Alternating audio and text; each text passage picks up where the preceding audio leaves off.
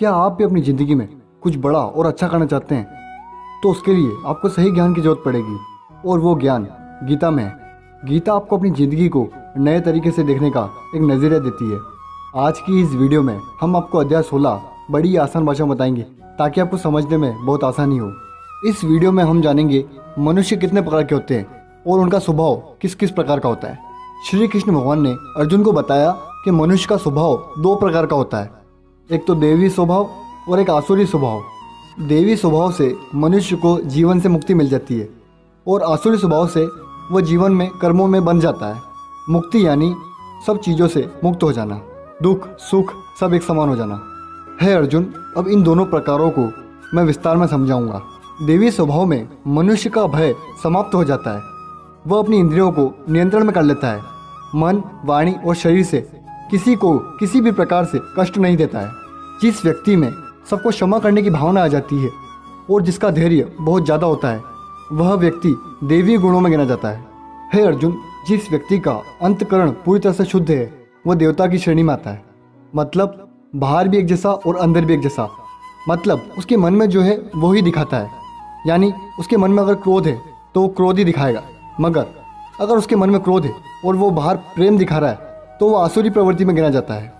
मैंने तुझे देवी प्रकृति के गुण विस्तार में बता दिए, अब मैं तुझे आसुरी प्रवृत्ति के गुण को विस्तार में बताऊंगा। जिस व्यक्ति में अपने आप पर घमंड है, अभिमान है और वो बहुत ज़्यादा क्रोध करता है, उसमें अज्ञान है, वो आसुरी प्रवृत्ति में गिना जाता है।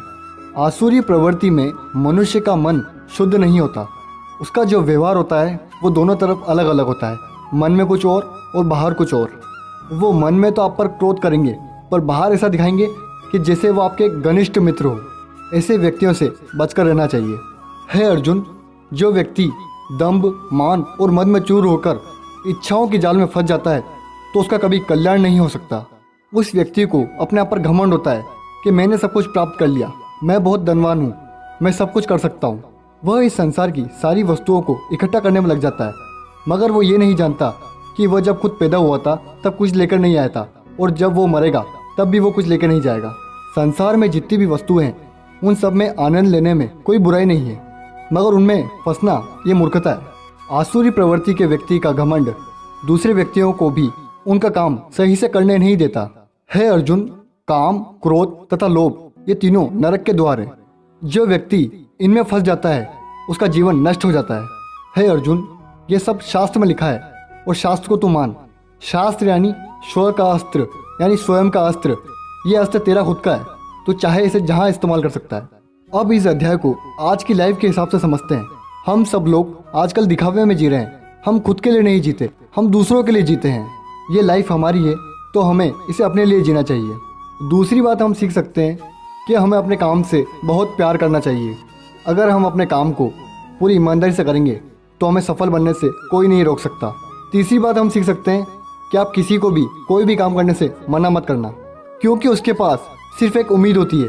अगर वो उम्मीद भी आप तोड़ दोगे तो वो जीवन में कुछ नहीं कर पाएगा। तो आप कोशिश करना, आप उसकी उम्मीद को ना तोड़ो और उसे हौसला देना ताकि वो अपने जीवन में कुछ बड़ा करने का सोच पाए।